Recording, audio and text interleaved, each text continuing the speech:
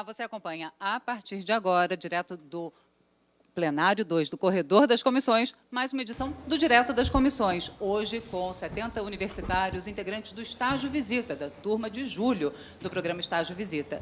E já estão aqui no Plenário 2 os deputados Goulart, do PSD de São Paulo, o deputado Pedro Kizai, do PT de Santa Catarina, o deputado Eduardo Bolsonaro, do PSC de São Paulo, e o deputado Jair Bolsonaro, do PSC do Rio de Janeiro. E a dinâmica do programa é a seguinte: os universitários que quiserem fazer perguntas para os deputados colocam o nome num pedaço de papel, a gente coloca num cubo e vai sorteando a ordem em que eles vão poder fazer as perguntas aos deputados. Mas antes de começar o sorteio, eu vou pedir que cada um dos parlamentares fale rapidamente, faça uma apresentação para que os jovens possam, então, começar a formular as perguntas. Deputado Pedro Kizai, 1 minuto e meio, então, para que o senhor possa fazer uma breve apresentação, por favor. Bom dia a todos, bom dia aos estudantes universitários de todo esse país, meus colegas parlamentares que participam deste diálogo. Eu sou Pedro Kizai, minha profissão, eu sou professor de uma universidade comunitária de Santa Catarina há 23 anos, minha formação filosofia, estudos sociais, teologia, mestrado na PUC de São Paulo, e disciplinas de doutorado também na PUC de São Paulo. Já fui pró-reitor da universidade e queria cumprimentá-los a todos, porque a educação tem sido uma das grandes prioridades. E não posso deixar de cumprimentar a Eliane, a Jéssica, a Maiara, a Natália e a Rafaela, né? São as meninas de Santa Catarina. Obrigado pela presença de vocês. Este espaço de diálogo com vocês, democrático, é fundamental. Eu me fiz na universidade, eu me fiz na educação, várias leis que fiz aqui nesta casa têm relação com a educação, como o PROIES, que reestruturou as universidades brasileiras em contrapartida das questões tributárias, 90% se transformou em bolsa de estudo. Eu, em Santa Catarina, fiz uma lei do artigo 170, que mais de 300 mil jovens já tiveram acesso a essa bolsa de estudo, porque quando deixei de ser pró-reitor da universidade para assumir um espaço como deputado estadual, que fui 8 anos, fui prefeito da cidade de Chapecó, e estou aqui neste parlamento no 5º ano, no 2º mandato de deputado federal. A educação é uma das prioridades. Parabéns, estudantes. A universidade é um direito de todos e por isso que eu lutei tanto para expandir universidades brasileiras e institutos federais. E em Santa Catarina, no meu estado, só tinha uma universidade federal, 50 anos. Conquistamos a segunda, que é a Universidade Federal da Fronteira Sul, que tenho muito orgulho de ter participado desta luta. Obrigada, deputado. Agora eu queria, então, que o deputado Goulart, do PSD de São Paulo, falasse durante 1 minuto e meio, por favor. E agradecer também a chegada do deputado Rômulo Gouveia, do PSD da Paraíba. Bom dia a todos e a todas, uma alegria muito grande, meus colegas deputados, poder estar aqui. Eu sou o deputado Goulart, da cidade de São Paulo e do estado de São Paulo, fui vereador de São Paulo por 5 mandatos, tem 2 alunos que vieram a se inscrever para o nosso intermédio aí. Sejam muito bem-vindos à Câmara. Fui eleito em 2014, esse é meu primeiro mandato. Já tivemos aí o privilégio de aprovar algumas leis importantes, né? Tenho uma militância no sul da Zona Sul de São Paulo, na região de Interlagos, Parelheiros, Santo Amaro, e estou à disposição de vocês para aquilo que vocês acharem necessário. E gostaria que as pessoas que vieram para o nosso intermédio, está chegando aqui o responsável por esse encontro, nosso querido deputado Burnier. Nós estamos à disposição no gabinete. Um abraço, saudações corintianas, um bom dia para vocês.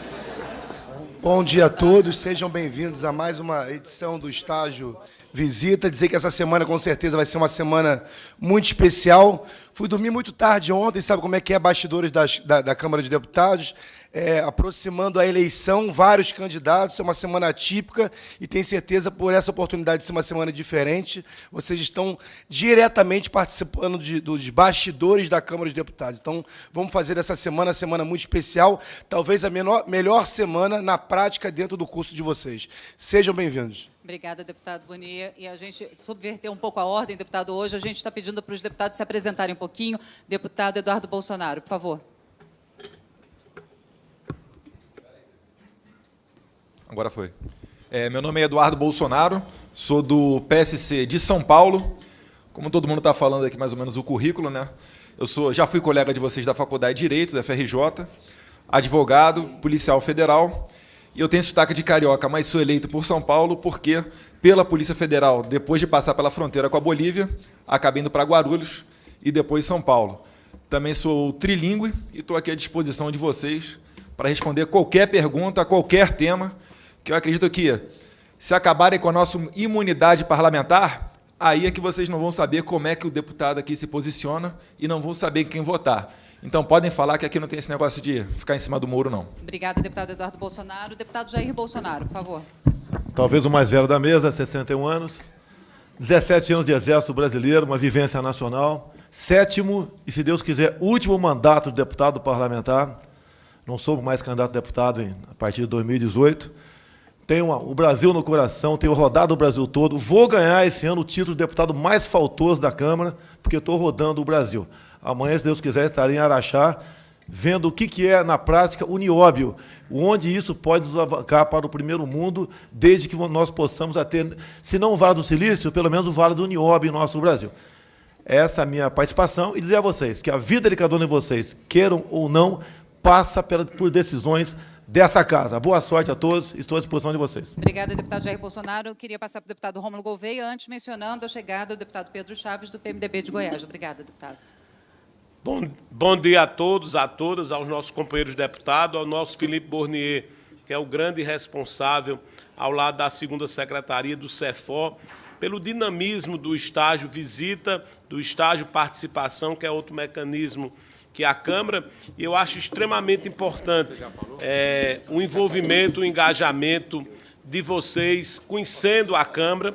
Espero que, ao conhecer, ao visitar, ao acompanhar, inclusive uma semana decisiva para a casa que vocês estão tendo, possam também, ao mesmo tempo, ter uma visão diferente do que muita gente pensa e poder passar para os demais, como é o dia a dia. Vocês vão acompanhar o trabalho das comissões, que é extremamente importante, vão ver o plenário, os gabinetes, enfim, as atividades extras que cada um tem, e eu acho que esse é um momento importante. Então, essa experiência é extremamente importante. Eu, pelo menos, me estimulo muito. Felipe sabe que não tenho praticamente perdido quase nenhum encontro desse. Tenho procurado interagir. Ontem mesmo estava conversando com de Pernambuco, acho que ele está por aqui, estava conversando com outro do Rio de Janeiro, estava lá na 2ª Secretaria, e 2 paraibanos, né? O Antônio Ferreira, que está aqui, e o Matheus José, cadê eles aí, que são paraibanos, que estão ali juntos ali, que nos orgulha muito, a Paraíba sempre presente em todas as etapas. Então, a Matheus, que é lá de Esperança, e Antônio, que é lá de João Pessoa, o meu abraço. E a vocês, se puderem visitar o meu gabinete também, o 411, no 4º andar do anexo 4 também, será um prazer receber. Principalmente, obviamente, vocês que são da Paraíba, para conhecer a minha atuação parlamentar. Obrigada, deputado Rômulo Gouveia. Deputado Pedro Chaves, mencionando também a chegada do deputado Aliel Machado, da Rede do Paraná. Muito obrigada, deputado. Bom dia a todos. Sou Pedro Chaves, deputado pelo PMDB de Goiás. Estou no meu 5º mandato aqui na Câmara. Desejar boas-vindas a todos, né, que vocês possam aproveitar bastante esse período de uma semana aqui na Câmara dos Deputados. Com certeza será um momento de aprendizado, né, que é importante vocês conhecerem a casa onde são propostas e votadas as nossas leis. Quem são de Goiás aqui? A Gabriela e o Antônio. Ah, está aqui. Depois conversar com vocês. Gente, boas-vindas a todos e boa reunião e bom trabalho para todos nós. Obrigado. Obrigada, deputado Pedro Chaves. Deputado Aliel Machado, como está longe do microfone, eu vou emprestar o meu microfone para o senhor rapidamente, 1 minuto, para que a gente possa, então, dar início às perguntas. Bom dia a todos e a todas. Bom dia aos colegas na mesa, ao nosso secretário Felipe. É uma satisfação e eu sempre que possível gosto de participar desse programa, porque é a sociedade dentro da Câmara dos Deputados.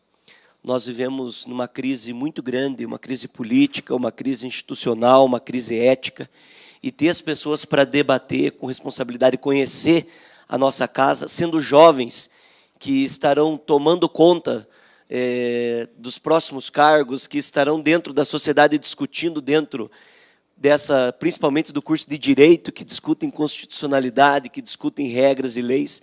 Ter vocês aqui, para nós, é de fundamental importância. É ter a participação da sociedade, tirar essa ideia de que a Câmara é um curral fechado. Aqui nós temos ideias totalmente diferentes, combatemos, debatemos, mas a participação da sociedade é bastante importante. Eu sou do Paraná, estou no meu primeiro mandato, não tenho participação da minha família dentro da política, comecei sendo vereador, então, para mim, também aqui é bastante importante ter vocês aqui para debater com a gente. Muito obrigado. Muito obrigada, deputado. Então, agora, depois dessa rápida apresentação, vou lembrá-los que quem não colocou o nome ainda aqui, se ao longo dessas perguntas iniciais quiser mudar de ideia e colocar, é só pedir, fazer um sinal para o Fábio ou então para o Wilker, e também pode colocar. Vamos sortear, então, quem vai ser o primeiro ou a primeira. Isabela Romeiro. Lembrando, então, seu nome, estado, curso, e para quem você quer, aperta de novo para acender. Pronto, agora foi. Muito obrigada. Bom dia a todos da mesa parlamentar. Meu nome é Isabela, eu sou de Campinas, São Paulo, e faço relações internacionais. A minha pergunta, na verdade, não é destinada a nenhum deputado específico, quem se sentir à vontade pode responder. Eu gostaria de perguntar se os senhores acreditam que o sistema eleitoral proporcional para deputados e vereadores é, de fato, a melhor forma. E, se não, por que essa reforma não passou? Muito obrigada. Obrigada, Isabela. Qual dos deputados quer falar primeiro, então? Deputado Felipe Bournier. Falar um pouco de reforma política, eu já estou no meu terceiro mandato. Nos meus 2 primeiros mandatos como deputado federal, eu participei de uma comissão especial da reforma política. E eu vi, naquele momento, uma grande dificuldade em questão de você discutir os temas nessa casa, uma vez que não tinha consenso, porque estava sendo liderado naquele momento uma reforma política onde vinha se debatendo a questão de uma lista partidária e o financiamento público de campanha. Nessa eleição, nesse último mandato, acabou que vários pontos da reforma política eles foram divididos. E acabou que não teve consenso numa comissão especial e foi-se levado ao plenário isso. E teve a oportunidade de se votar voto a voto por cada item daquela matéria. O que a gente vê hoje é que precisa de uma grande maioria de votos dentro do plenário. São 3/5, né? É isso, se eu não me engano? Quantos votos? 3/5 dos votos, ou seja, uma grande maioria, não se tem consenso nessa casa. Tem vários assuntos dentro dessa reforma política, por exemplo, um que teve grande dificuldade, a questão de unificação de mandato. Ontem me fizeram essa pergunta, unificação de mandatos, por que não unifica-se a eleição? A gente tentou fazer isso, mas, de uma certa forma, você teria que reduzir o tempo de mandato do senador, que hoje é de 8 anos, ou aumentar o mandato de senador para 10 anos, para você conseguir, por exemplo, uma eleição de 5 anos, unificando todas as eleições. Eu vejo que existe uma grande dificuldade. No meu ponto de vista, eu acho que a próxima eleição teria de se haver um plebiscito para se eleger uma nova Câmara que pudesse, de fato, mudar esse novo sistema, porque a gente vê que não tem uma grande maioria para se mudar e para se manifestar sobre o tema.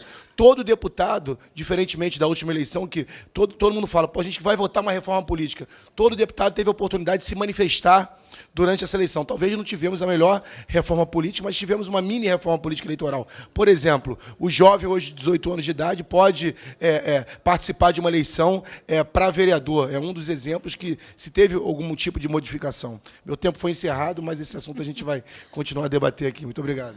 Peço desculpas, deputado Felipe Bournier, mas eu vou ter que ser um pouco mais rígida com o tempo hoje, por conta do número de parlamentares. Algum outro deputado gostaria de comentar a questão do sistema proporcional? Já que eu sou registrado em Campinas, a reforma política boa é aquela que me agrada, tá ok? E a realidade de São Paulo é diferente do Ceará. Mesmo dentro do mesmo partido, nunca vai ter consenso aqui. A gente vai patinar a vida toda e, no meu entender, dificilmente sairemos dessa atual forma de eleições aqui no Brasil. O pior que pode existir é o voto facultativo. Deixa eu explicar. Por quê? Por exemplo, quem domina o Bolsa Família? Esse pessoal vai votar de medo de perder, votar naquele candidato tendo a presidência no momento. Os demais podem fazer de tudo nesse dia, menos ir votar. E que a consciência política, é a verdade, né? Poucas pessoas a têm em nosso Brasil. E no Rio de Janeiro, por exemplo, dia das eleições, ninguém anda no Rio dado o trânsito, então o cara não vai votar. Então, às vezes, uma proposta para melhorar, acaba piorando. E poderemos ter a hegemonia de um partido aqui dentro. Ainda mais agora, onde acabou o financiamento privado, eu nunca tive isso, tá ok? E quem está no governo sai na frente muito, porque tem em torno de 120 bilhões por ano para projetos sociais. Então, sai na frente, sai com tudo para ganhar, fazer uma grande bancada. Deputado Pedro Kizai.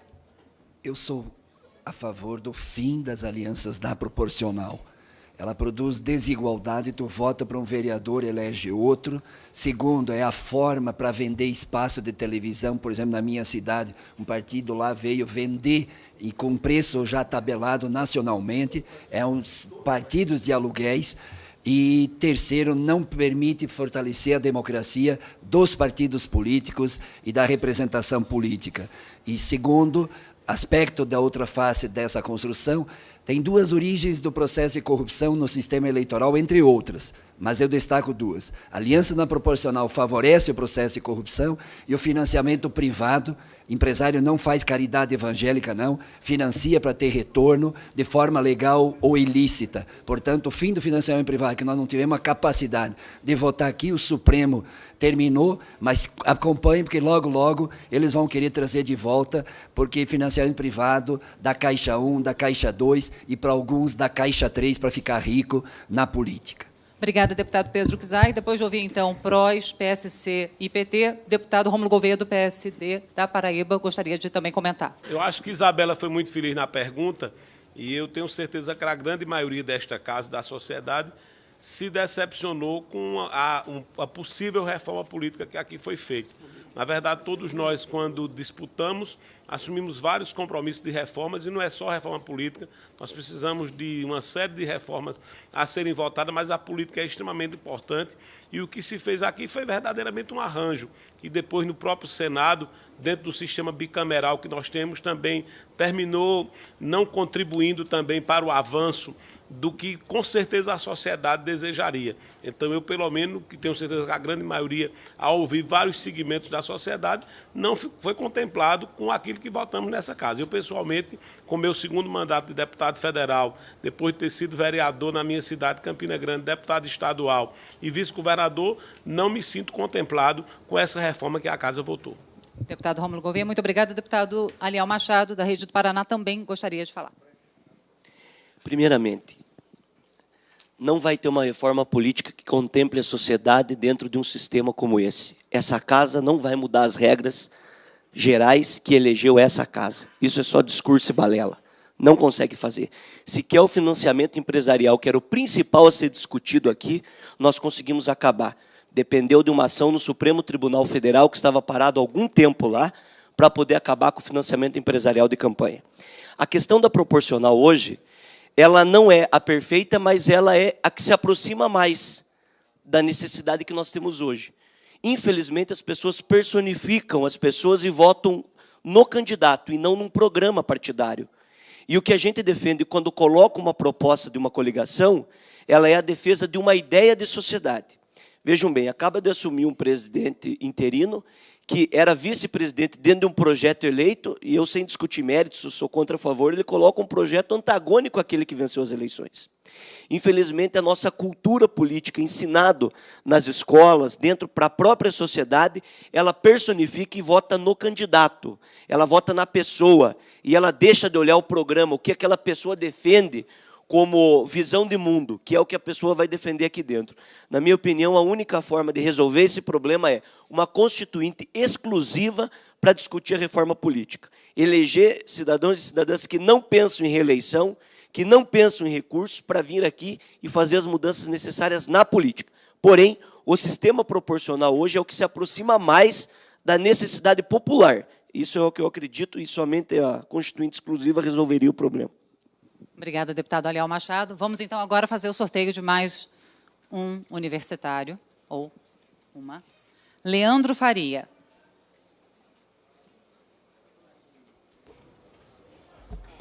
Olá, tudo bem? Meu nome é Leandro, sou de Minas Gerais, Itaúna. Sou estudante de Direito na Faculdade de Itaúna. Minha pergunta vai para o deputado Daniel Machado, e para o Eduardo Bolsonaro também.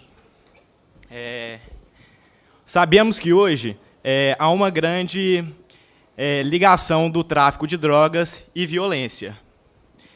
E eu gostaria de saber as visões dos senhores em relação à nossa atual política adotada para o combate ao tráfico e a redução de danos referentes ao usuário da droga.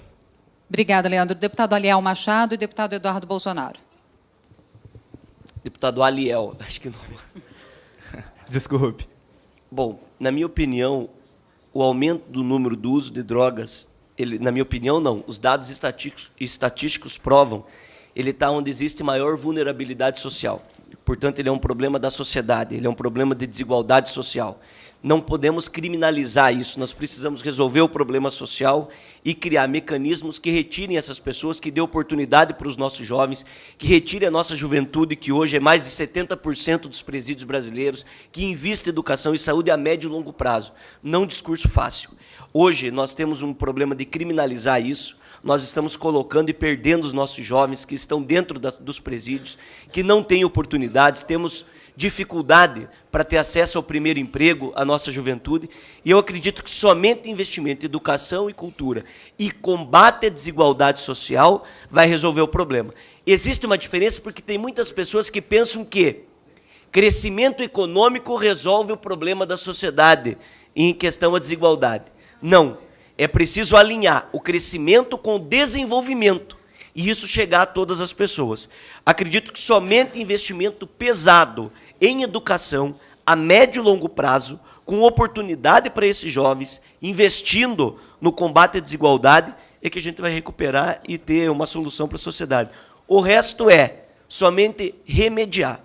Aumentou-se e muito, eu discuti a redução da maioridade penal, eu fui contra a redução da maioridade penal nessa casa, aumentou-se e muito o número de jovens, o número de brasileiros presos desde 1990 para cá. O que resolveu? Nada. Não resolveu o problema. Pelo contrário, ele agravou o problema, principalmente nas nossas periferias, onde a desigualdade é maior. Muito obrigada, deputado Aliel Machado. Deputado Eduardo Bolsonaro. Por favor, eu queria agradecer a chegada do deputado Rubens Bueno, líder do PPS do Estado do Paraná. Se o senhor quiser se juntar aos parlamentares aqui, deputado. Eu acredito... Seria o mais velho da mesa aqui, por isso ele quer ficar por baixo. Seja bem-vindo, deputado Rubens. Daqui a pouco eu estou de saída. Perfeito. Eu vejo que o deputado Aliel está com a preocupação com os jovens que estão morrendo dentro do presídio. Meus caros, essa é a política de direitos humanos que nós vemos hoje. Estão preocupados com o presidiário. E a sociedade?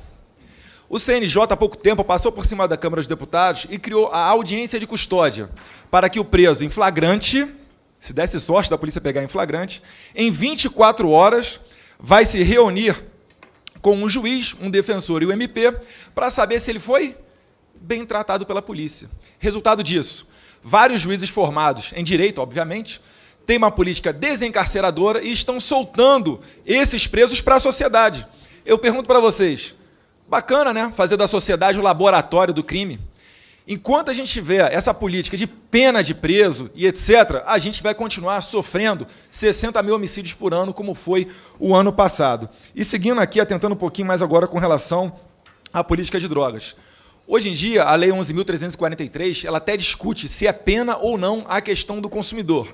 Então, hoje em dia, no Brasil, meus caros, já está praticamente liberada essa questão de drogas. Só está faltando só o STF jogar a pá de cal e passar mais uma vez por cima aqui do Congresso Nacional. Porque sempre que uma tese é vencida aqui, judicializam. Com relação ao impeachment, vocês viram, a gente não conseguia dar um passo aqui dentro sem antes consultar o STF.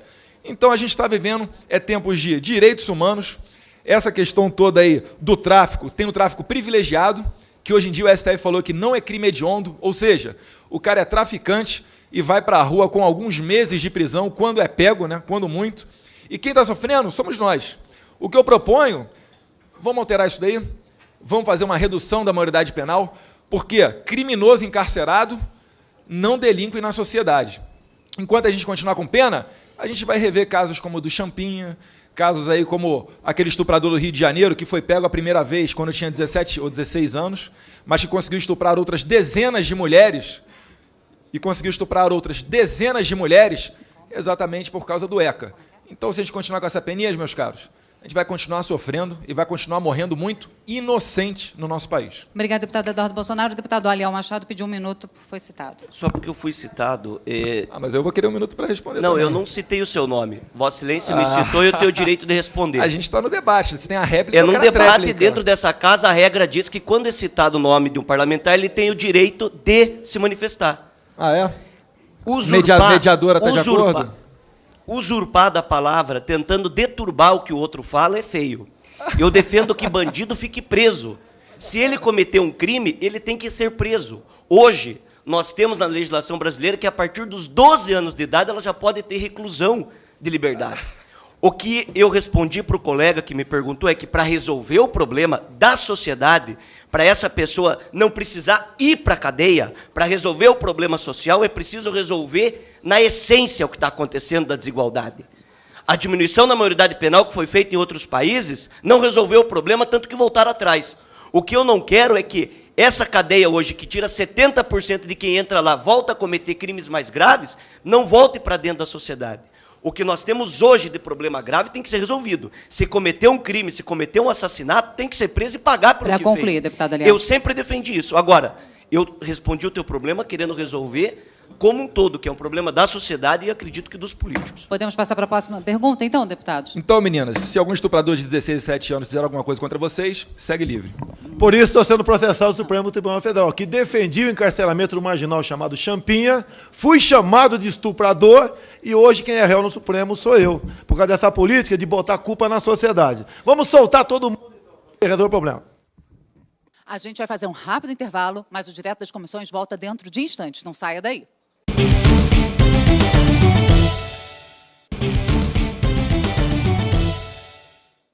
Estamos de volta com o Direto das Comissões, um bate-papo com jovens universitários de todo o país e deputados de vários partidos. Agora a gente segue então para o próximo universitário, Rafael, só que não tem o sobrenome, Rafael com H. Bom dia, mesa. Sou Rafael, faço Relações Internacionais e sou do Rio de Janeiro. Para o deputado Jair Bolsonaro, por favor. Como o senhor avalia a posição do Brasil no Mercosul nos dias de hoje? Obrigado. O Brasil está nessa crise econômica porque adotou o viés ideológico para fazer comércio. Para você praticar um comércio, um bilateralismo com outro país qualquer, tem que pedir bênção ao Mercosul. Se você souber de como a Venezuela entrou no Mercosul há pouco tempo atrás, com o beneplácito do PT, é lógico, afastando o Lugo, afastando o presidente do Paraguai naquele momento, você vai cair para trás. A Dilma Rousseff tomou decisão naquele momento, está no livro do Mujica, tomou decisão de Estado, ouvindo as inteligências cubana e venezuelana dentro do Palácio do Planalto. Nós temos que partir para o bilateralismo. O Mercosul tem o seu valor, tudo bem, mas está superdimensionado. Isso tem que ser modificado, botar o Mercosul na sua devida estatura. Caso contrário, vamos ficar aqui vivendo de commodities, sabe-se lá até quando. Afinal de contas, a Austrália já praticamente vem tomando gradativamente a nossa participação econômica com os commodities, porque a distância para a China, por exemplo, o maior mercado do consumidor, é metade do nosso. Só em frete se ganha quase aí 10 mil quilômetros. Imagine o que não é isso. Ou nós adotamos uma política aberta para o mundo todo, baseada no livre comércio, no livre negócio, ou cada vez mais nos aproximaremos da Venezuela e, quem sabe, de Cuba. Lá em Cuba é uma maravilha, todos são iguais. Como um deputado que antecedeu aqui, né, falou igualdade social. Igualdade só tem em 2 momentos da vida da gente, no cemitério ou na miséria. Não sei se respondi a questão da economia aí do jovem aí, tá ok? Abrir com o mundo todo que podemos ser um grande país. Amanhã, se Deus quiser, estaria em Araxá, para conhecer o nosso nióbio. Afinal de contas, não podemos continuar exportando nióbio in natura, como um commodity simples. Nós temos que buscar uma maneira, já que não temos o Vale do Silício no Brasil, quem sabe tenhamos no futuro o Vale do Nióbio, que poderá nos alavancar ao primeiro mundo nessa área. Obrigada, deputado Jair Bolsonaro. Lembrando que o deputado Rubens Bueno, líder do PPS, está sentado. O senhor também pode comentar as respostas dos outros parlamentares, deputado, e também está disponível para responder a perguntas dos universitários. Deputado Rubens Bueno, líder do PPS do Estado do Paraná, se o senhor puder também. Bom, algum deputado quer comentar? Eu posso passar para a próxima pergunta?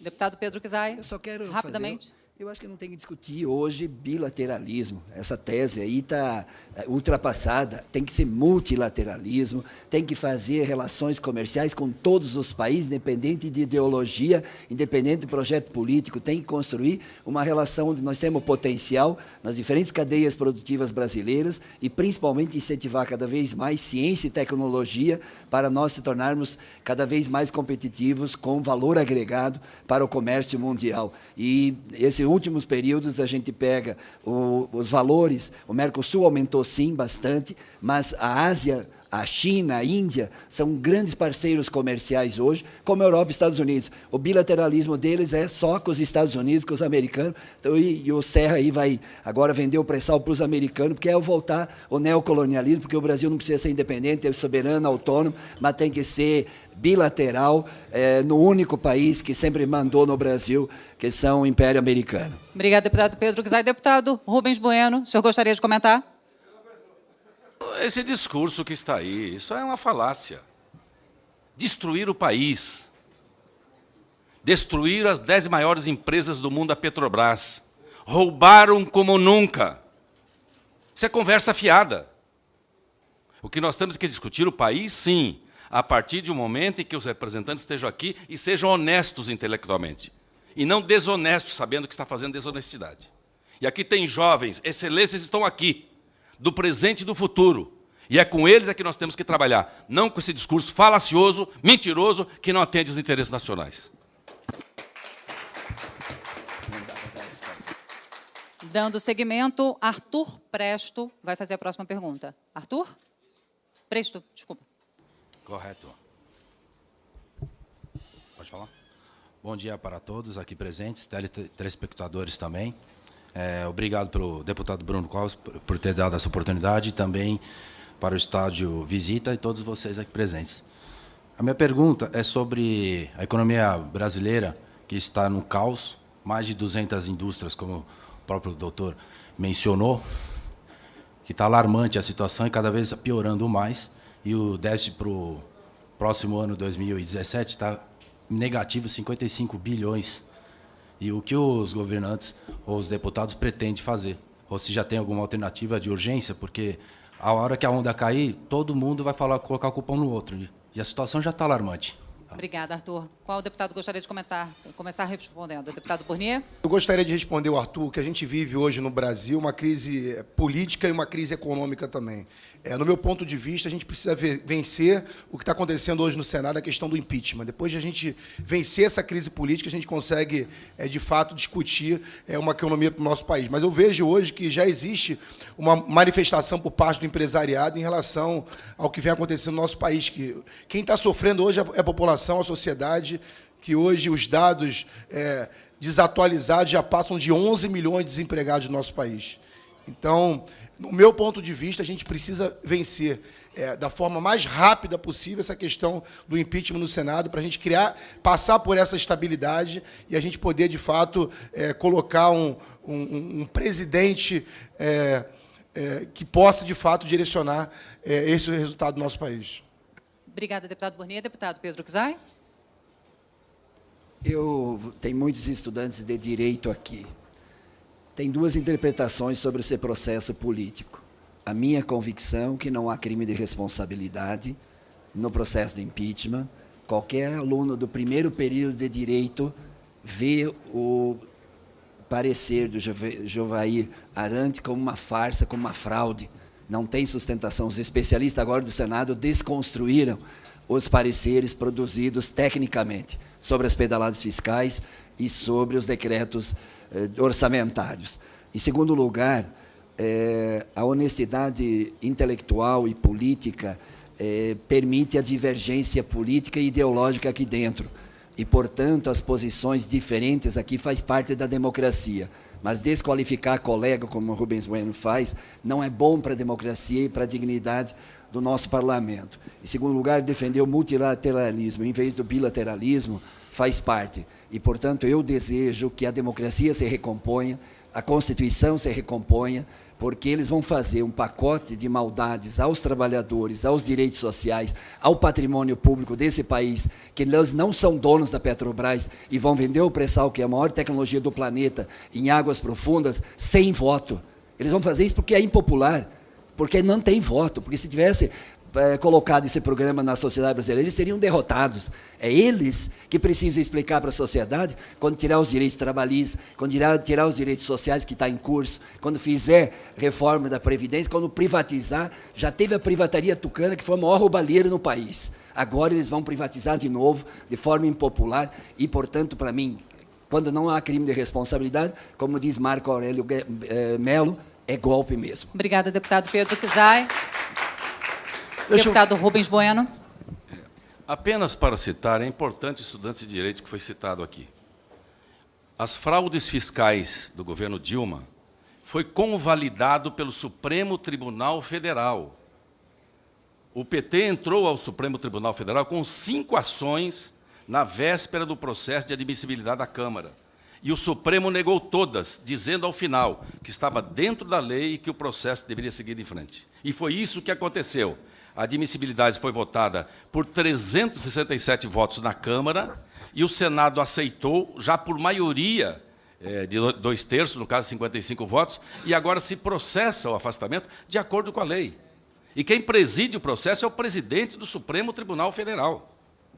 E nós estamos ouvindo esse tipo de discurso.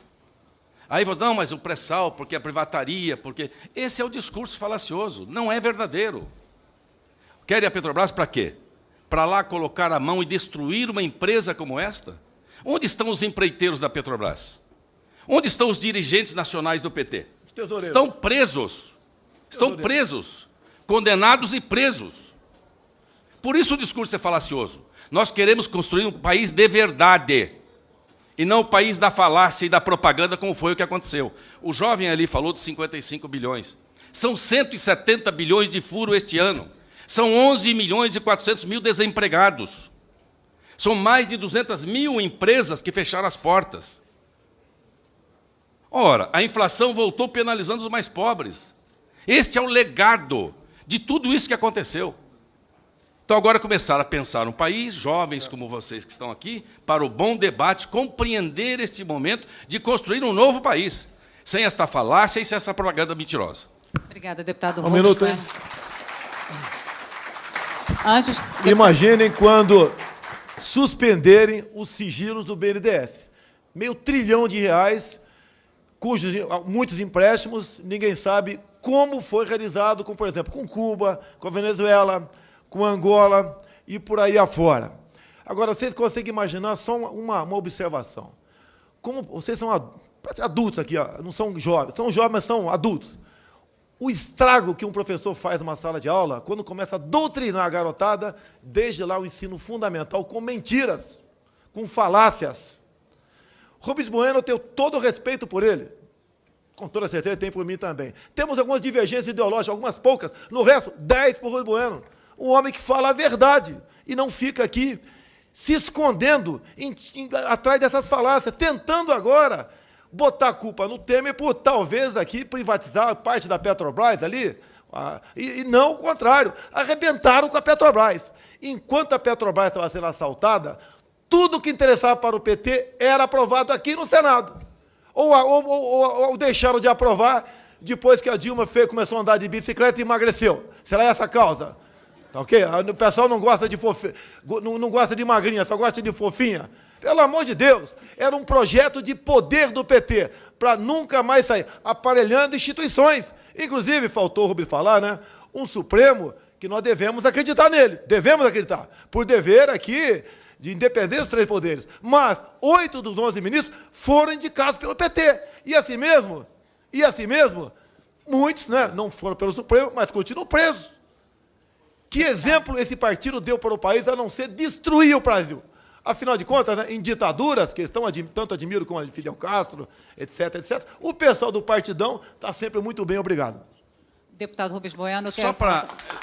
Eu peço licença... Antes do deputado Aliel Machado, o deputado Rubens Bueno, desculpem, rapidamente... eu peço licença, porque às 9h30 nós temos aqui o recurso do Eduardo Cunha na CCJ. Mas a gente não deu quórum ainda não, deputado, a gente está controlando, porque a gente vai, inclusive, ter que encerrar aqui na hora. Tá bem. Tá bem. Eu não quero perder essa oportunidade de votar até para caçar o mandato de Eduardo Cunha. Não, Isso. Mas o senhor quer falar? O senhor pode falar. Ah, tá, tudo bem. Então, deputado Ariel Machado. Isso é um debate acalorado. Eu vou responder a pergunta do colega, que é da economia. Nós passamos o sistema capitalista, e o que eu não sou contra, eu acho, mas ele tem os seus percalços. Nós temos o mesmo índice parecido de desemprego na Europa. É só pegar o que está acontecendo no mundo, em alguns casos mais graves ainda. Isso não justifica os erros do governo passado. Eu acho que a presidente Dilma e o PT mentiram na campanha, porque passaram uma situação fiscal que não era verdadeira durante o processo. Porém, não se justifica um grupo de deputados querer substituir, na minha opinião, a população brasileira para fazer troca de presidente da República. O PMDB era vice da Dilma, o Temer já era vice desde o primeiro mandato, acompanhou e defendeu e se elegeu junto com ela. Eu, antes do processo, eu votei contra o processo de impeachment e votaria novamente, porque, na minha opinião, somente a legitimidade popular tem o direito de fazer a escolha de presidente, caso não se encontre crime de responsabilidade. Eu sou a favor da saída pelo Tribunal Superior Eleitoral, que já tem todos os dados necessários para caçar a chapa. Casse-se a chapa e entregue ao povo o direito de fazer uma nova escolha. Sempre fui a favor de ter uma nova eleição. Agora, quando nós temos um problema de uma crise econômica, é igual na nossa casa, nós temos que fazer cortes. Aonde estão sendo feitos os cortes necessários? Nós temos uma organização poderosa no país que domina e manda nessa casa, banca campanhas eleitorais, tem influência sobre o sistema político. E é nesse momento que se fazem as escolhas mais importantes e muitas vezes utiliza-se a população brasileira como bode expiatório. Joga-se toda uma situação para se justificar atos aqui dentro. Isso não pode acontecer. Eu não sou a favor de ladrão. Eu acho que quem fez errado, seja do partido que for, tem que ser punido. Agora, não queira institucionalizar num partido ou numa pessoa, eu nunca fui do PT, a corrupção. A corrupção existe em todos os partidos, existe em todas as profissões. O que nós temos que defender é a legitimidade do Poder Judiciário. O que nós temos que defender é a independência do Ministério Público. O que nós temos que defender é a não interferência na Polícia Federal. E quem deve tem que pagar. Agora, tem do PSDB preso? Tem do PSDB preso, tem de todos os partidos. É lógico que quem está no poder está mais sucinto a ter pessoas presas. Por quê? Porque está dominando, é uma máquina pública. Agora, defender que as pessoas que cometeram crime sem seletividade, respeitando a lei, respeitando a regra de não se politizar isso, deve pagar pelos seus erros.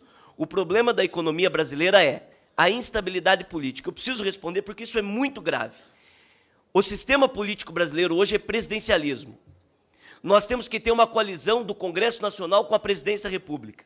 A eleição do Eduardo Cunha, um dos maiores bandidos que a República já teve, criou uma das maiores instabilidades políticas na história desse país e fez com que esse conflito de briga interna política sangrasse a população brasileira, com que as pautas bombas aqui dentro, com que situações de um Congresso conservador tivesse que jogar para a sociedade ter que engolir o que nós estamos fazendo de errado dentro dessa Casa de Leis aqui. A instabilidade política criada pela eleição do senhor Eduardo Cunha, que, segundo a Procuradoria-Geral da República, comete crimes de corrupção desde 1990, criou a maior instabilidade política do país, porque o cargo de presidente da Câmara dos Deputados, dentro da hierarquia do sistema do presidencialismo, ele é muito grande. E essa instabilidade política de briga por cargo, porque a gente viu aqui, era uma disputa para ter cargo político, era uma disputa para querer dominar o que eles criticam agora dentro do sistema, dentro da máquina pública. Isso é uma vergonha. E nós não podemos aceitar. Por isso, uma reforma política, através de uma constituinte exclusiva, ajudaria a resolver esse problema. Obrigada, deputado Ariel Machado. Eu vou passar para a deputada Kay Cota, do PSB de São Paulo, que chegou há pouco e, devido o debate ter ficado tão acalorado, eu não tinha conseguido anunciá-la ainda. E como o deputado Rubens Bueno anunciou e já se retirou, a CCJ pode começar a reunião a qualquer momento e a gente vai ter que interromper o debate por conta disso. Deputada Kay Cota. Bom dia a todos e a todas. Quero aqui dar boas-vindas a Samara, do meu estado. Mas o que eu acho como mulher, esposa e mãe, uma sensibilidade, esse governo, a conivência. Eu acho que eles sabiam da gravidade do problema da crise. Eles deviam de comunicar à sociedade, para que todos nós pudéssemos ajudar. Então, essa eu acho que é uma grande falha desse governo. Não pode, quando a gente está numa crise, né, onde envolve toda a população, é inadmissível ser conivente ou então querer tapar. Isso não existe. Muito obrigada. Obrigada, deputada Keiko Ota. Deputado Pedro Kizai, 1 minuto, por favor, porque o deputado Marcos Rogério chegou, depois eu vou passar para ele e ver se a gente consegue ainda fazer mais uma pergunta dos jovens. Eu acho que a questão da crise econômica, ela tem dois aspectos. Um internacional, que é Estados Unidos 2008, 2009, Europa 2010, 2011, 2012. Se nós não entender o Brasil no contexto internacional, a gente não entende nada de economia. O segundo, desde 2014, há um processo de sabotagem do processo da economia para tornar cada vez mais instável a partir da crise política. A crise política produziu problema econômico. Em terceiro lugar, impopularidade. Ajuste fiscal produz, ninguém vai elogiar Dilma porque aumentou a taxa de energia ou de combustível. Mas isso não é crime de responsabilidade. Tem que superar as crises econômicas na institucionalidade política. E, em terceiro e último lugar, o processo em curso, que é golpe à democracia e à Constituição, é mais do que isso. A autópsia do golpe foi dada por Jucá. Tem que tirar Dilma para paralisar as investigações da Lava Jato, porque vai pegar os tucanos, vai pegar os PMDB e vão botar todos eles na cadeia. Tem que parar a Lava Jato, porque a Dilma nunca comungou e é honrado do ponto de vista da corrupção e não conseguiram...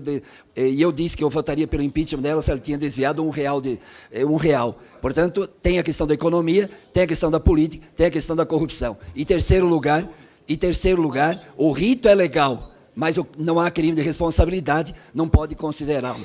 E, em último, a questão que está em curso, que vai ser feito, é uma política recessiva no sentido e retrocesso dos direitos sociais e trabalhistas. Vocês vão acompanhar o que vai vir a pauta daqui para frente aqui no Congresso Nacional, se eles consolidarem o golpe. A sociedade vai avaliar. Os trabalhadores vão avaliar, os estudantes que estudam em universidade pública vão avaliar se nós vamos ter a terceira em Santa Catarina, se nós vamos ter mais FIES, PROIES, ProUni, etc., ou se nós vamos ter menos política de apoio aos 3,5 milhões de jovens que estudam nas universidades brasileiras, é fruto do governo do presidente Lula, da presidenta Dilma. Obrigada, deputado Pedro Kizai.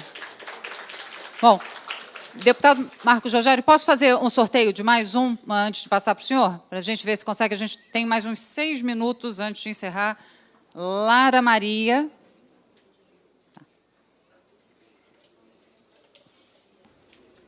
Eu sou Lara Maria, estudo Direito na Universidade Pitágoras de Montes Claros, Minas Gerais. A minha pergunta é... Aproveitando para o deputado Marcos Rogério, que acaba de chegar e ainda não falou. Isso, pode espontaneamente. ser o deputado Marcos Rogério, que acaba de chegar. Isso. Espontaneamente. Espontaneamente. Mas posso dirigir, sim, minha pergunta, porque, como somos jovens, assim... os jovens hoje não têm muita noção da política. Eu queria fazer uma pergunta a respeito do seu ingresso na política. Qual o real motivo de você ter ingressado na política? Obrigada, Lara. Deputado Marcos Rogério. Bem, bom dia a todos. Muito boa sua pergunta e que merece uma reflexão. Eu, na verdade, não gostava de política. Eu venho da comunicação. Fui jornalista por quase 13 anos e eu era um crítico. E eu, com as minhas críticas, eu construía opinião, eu formava opinião. Mas eu via que eu tinha uma limitação, e o jornalista precisa entender isso, que ele tem limitação. Ele é um mediador de informação, mas ele não constrói políticas públicas. E, num dado momento, eu fui provocado por amigos, pelas circunstâncias da minha região, a não só ser um porta-voz de inconformismo, de uma rejeição, de uma aversão à política, mas de colocar o nome à disposição. E eu coloquei meu nome a primeira vez para ser candidato a vereador. fui candidato, fui bem votado, perdi por 1 voto. E dizem que 1 voto não faz diferença, eu perdi por 1.